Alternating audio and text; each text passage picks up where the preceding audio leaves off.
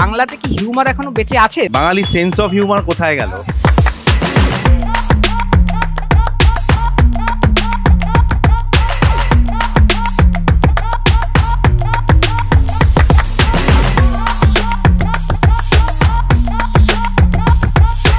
আচ্ছা, হ্যালো, আমি স্বর্ণজিৎ, আমি স্ট্যান্ড আপ কমেডি করি। নমস্কার সবাইকে, নমস্কার।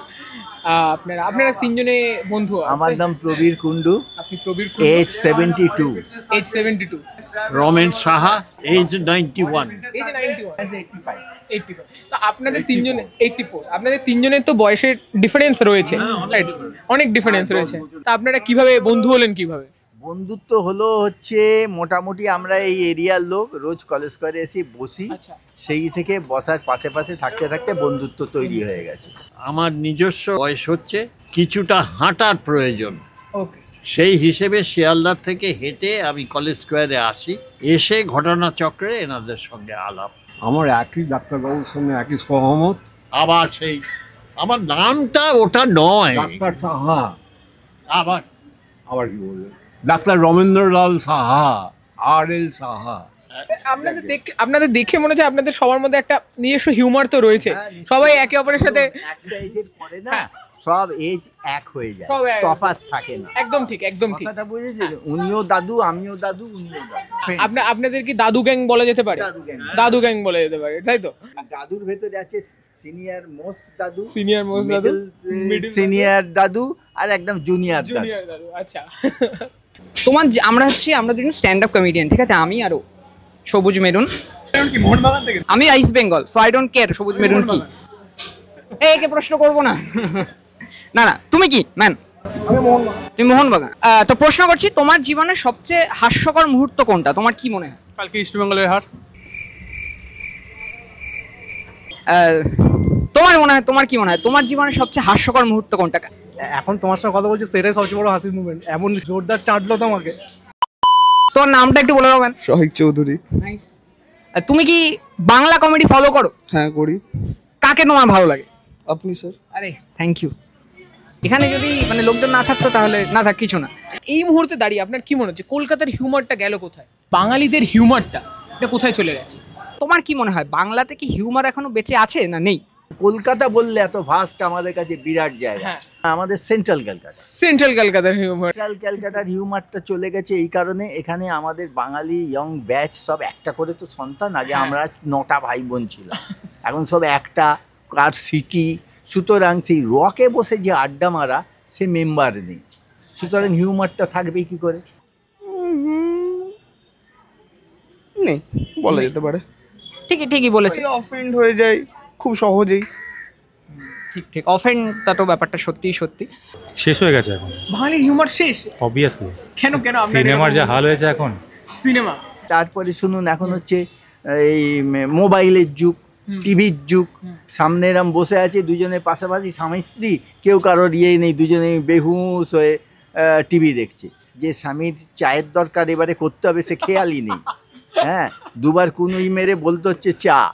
আপনি কি একটা দিকে আমরা বলতে পারি যে কলকাতার সমস্ত হিউমার ব্যাঙ্গালোর আর ইউএসএ চলে গেছে? আর তোমার কি মনে হয় এই যে সব বাঙালিরা চাকরি করতে ব্যাঙ্গালোর চলে যাচ্ছে, তো হিউমারটাকে কি ওরা ব্যাঙ্গালোরে নিয়ে চলে যাচ্ছে? তোমার কি মনে হচ্ছে বাংলার হিউমারটা নিয়ে কি সবাই ব্যাঙ্গালোরে চলে গেছে? একদমই না, যারা যাচ্ছে তারা তো চাকরি খোঁজে যাচ্ছে বা কাজের খোঁজে আছে। হিউমার তো এখানেই আছে। ও আচ্ছা, তুমি বলছো চাকরির খোঁজটা এটাই সবচেয়ে বেশি ফানি এই শহরের ব্যাপারে। তাই একদমই বলা যেতেই পারে, একসাথে স্থানান্তরিত হচ্ছে। ঠিক, অনেকে প্যাশন ফলো করতে চায় স্ট্যান্ড আপ কমেডিয়ান হিসেবে, কিন্তু চাকরি করতে হয়, সেজন্য তারা ব্যাঙ্গালোর চলে গেলে তো হয়েই যাচ্ছে। ব্যাঙ্গালোর ইউএস সম্পর্কে আমার ধারণা নেই, কারণ কলকাতার বাইরে, এই সেন্ট্রাল বাইরে আমার কোনো অভিজ্ঞতা নেই। যদিও আমার ব্যাঙ্গালোরে আমার ছেলে গেছে চাকরির সুবাদে, কিন্তু সে ওখানে কি করছে জানি না। সে তো যখন আসে গম্ভীর হয়ে বসে, শালি পাশে বসে থাকলো, কথা হয় না, এই চালিয়ে যাচ্ছে সকাল থেকে রাত অবধি। সে 3টে খাবে, আমি 12টায় খাবো, সুতরাং খেতে বসবো যে সেটাও সুযোগ পাই না। তা আমি কি করে জানবো কি হিউমার সে করছে? তাকে তাও বলেছিলাম বিয়ে থা করিস নি, একটা বিয়ে থা কর, অন্তত প্রেম করে তো বিয়েও কর, নিজে তো প্রেম করে করতে পারিস। বলে প্রেম করে কি করে করব? দেখছো তো আমার এখানে প্রেম করার টাইম লাগে, এখন আর প্রেম টেম নয়। আমি তাহলে তুই অন্তত একটা কাজ কর, লাভ ম্যারেজ চলে গেছে, সোশ্যাল ম্যারেজ চলে গেছে, কমার্শিয়াল ম্যারেজ কর। কমার্শিয়াল ম্যারেজটা যদি একটু ইলাবোরেট করে বল। কমার্শিয়াল ম্যারেজটা দেখুন, আমি একটা কমার্শিয়াল ম্যারেজ করেছি। আমার দোকান ছিল, আমি কাজ কারবার করতাম, আমার খদ্দেরকে আমি বিয়ে করেছি। কমার্সে এসে দ্যাট ইজ কমার্শিয়াল বিবাহ, নো লাভ নো সোশ্যাল।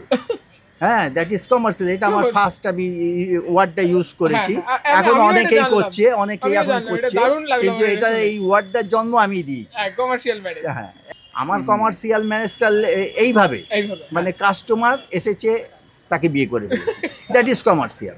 ওদের কমার্শিয়ালটা হচ্ছে মাল কি পাচ্ছি, মালের যে অ্যাভারেজটা সেটা ঠিক স্ট্যাটাসদার হচ্ছে কি না, দ্যাট ইজ কমার্শিয়াল। ওকে, ওটা সোশ্যালও নয়, লাভও নয়, লাভ তো নয়, সোশ্যালও নয়। স্ট্যান্ড আপ কমেডি দেখেছো কেউ? হ্যাঁ দেখেছি, কোথায় দেখেছো? ওই টালিগঞ্জের ওখানে দেখেছি। মানে আমার লাইভ দেখা নয়, ইউটিউবেই দেখা। আমি শিলাদিত্য আর স্বর্ণজিতের দেখেছি। চিনতে পারছো? হ্যাঁ, কে বলো তো? স্বর্ণজিৎ বালা। তোমার ফেভারিট স্ট্যান্ড আপ কমেডিয়ান কে? স্ট্যান্ড আপ কমেডিয়ান বলতে পারলে কুনাল কামরা বলতে পারো। কুনাল কামরা। তবে তুমি পলিটিক্যাল কমেডি বেশি পছন্দ? বাস জাসি না বাসি কিছু একটা ছিল, বাসি বাসি বাসি। না কাকু, চা খাবো না আমরা। আর আপনি কি বাংলার আর কিছু দেখেন কমেডির জন্য? স্ট্যান্ড আপ কমেডি কি আপনার দেখা হয়? না, দেখি না। স্ট্যান্ড আপ কমেডি দেখেন না? ওকে, আমি একজন স্ট্যান্ড আপ কমেডিয়ান, তো প্রিটি শিওর আপনি আমাকে দেখেননি কোনোদিনও। না, কখনো দেখি। স্যার, আপনি কমার্শিয়াল ম্যারেজ নিয়ে কিছু বলবেন? আপনি কি বিশ্বাস করেন যে কমার্শিয়াল ম্যারেজ? এই চ্যাপ্টারটা আমার কাছে নতুন।